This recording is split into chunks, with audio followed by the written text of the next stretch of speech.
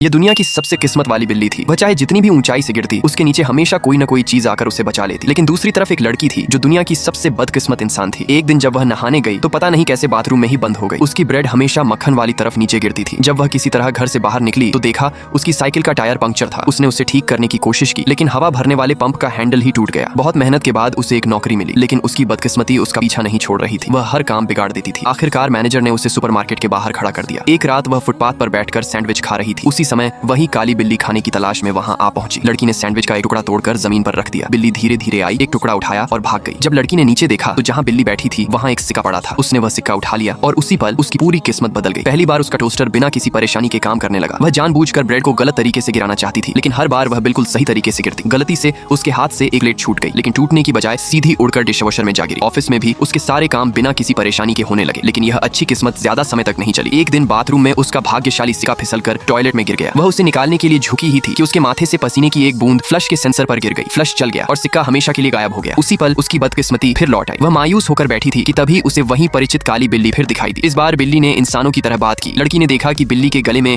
सिक्के के आकार का एक लॉकेट लटक रहा था। बिल्ली तुरंत मुड़ी और भागने लगी। लड़की भी उसके पीछे दौड़ पड़ी। दोनों एक संकरी गली में पहुंचे। वहां बिल्ली ने एक अजीब सा उपकरण निकाला और उससे एक चमकता हुआ रहस्यमयी पोर्टल खोल दिया। फिर वह उसके अंदर कूद गई। लड़की यह देखकर हैरान रह गई, लेकिन अगले ही पल वह भी उसके पीछे पोर्टल में कूद गई। बिल्ली उसे वहां देखकर चौंक गई और उसे वापस भेजने की कोशिश करने लगी, लेकिन लड़की के बार बार मनाने पर दोनों के बीच एक समझौता हुआ। बिल्ली ने कहा कि अगर उसका मिशन पूरा हो गया तो वह उसे एक भाग्यशाली सिक्का दे देगी और फिर लड़की तुरंत इस दुनिया से चली जाएगी। इसके बाद बिल्ली ने उसे वहां के लोगों जैसी दिखने के लिए एक खास पोशाक पहनाई और यहीं से दोनों की भाग्यशाली सिक्कों की तलाश का रोमांचक सफर शुरू हुआ। अगर आपके पास भी एक जादुई भाग्यशाली सिक्का होता तो आप उसका इस्तेमाल किस काम के लिए करते?